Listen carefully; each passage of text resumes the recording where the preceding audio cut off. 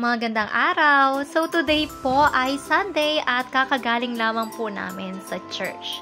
And since past 1 p.m. na po, that's why we've decided to go to SM Mall para po mag-lunch and at the same time para po makapag-enjoy na rin. Since kada Sunday lamang po tayo nakakalabas-labas. Nakakalabas-labas din naman po pero sa work po yun. And yan, halata naman po na gutom na kami. Ang dami po namin nakain. Lalo na po itong isa na to. Secret na lang po kung nakailang rice po siya. And after po namin kumain, nagpunta po kami sa surplus para po maglakad-lakad lang, window shopping while nagpapababa po kami ng mga kinain po namin. And ang cute po, kita nyo naman, ang cute na mga skirts po nila.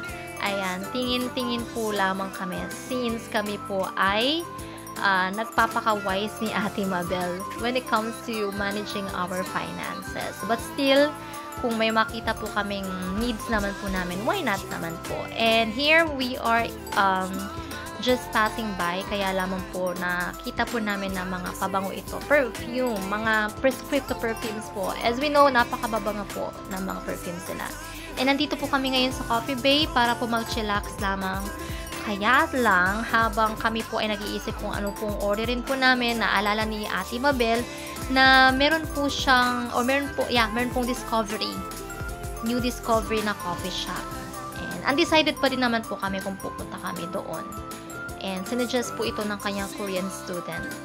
But still, paglabas po namin, isip-isip kung pupunta kami doon. But still, ayan, nauwi pa din po kami sa Coffee Bay. By the way po, located po ito sa Friendship Kutkut Highway. And katabi lamang po ito, ayan po, saya-saya nila. Katabi lamang po ito ng Running Man Gym. Ayan po, ayan yung katabi niya. So, lampas po ng EG Academy pa po ito. And marami pong mga Koreans na napapadpad dito since malapit lamang po ito sa mga residences ng mga Koreans na nakatira po sa Pilipinas, dito po sa Pampanga. And sa labas pa lamang po kitang-kita natin ang linis, ang ganda, highly recommended po. Ang sasarap po ng mga coffee po nila.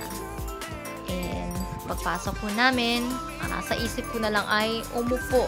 Kaya naghanap po ako dyan agad-agad ng vacant table para po makaupo na dahil medyo pagod po ang pagdadrive. And katabi ko po dyan si Casey while we were waiting sa mga ate habang nag-o-order. Ayan. Observe sa loob. Mas maganda po yan sa personal. Kaya po sa mga interested at mahilig po mag-coffee, dito po yan sa Friendship Kutkut Highway. Tabi lamang po ng Running Man. Habang kami po ay naghihintay, chika-chika po muna.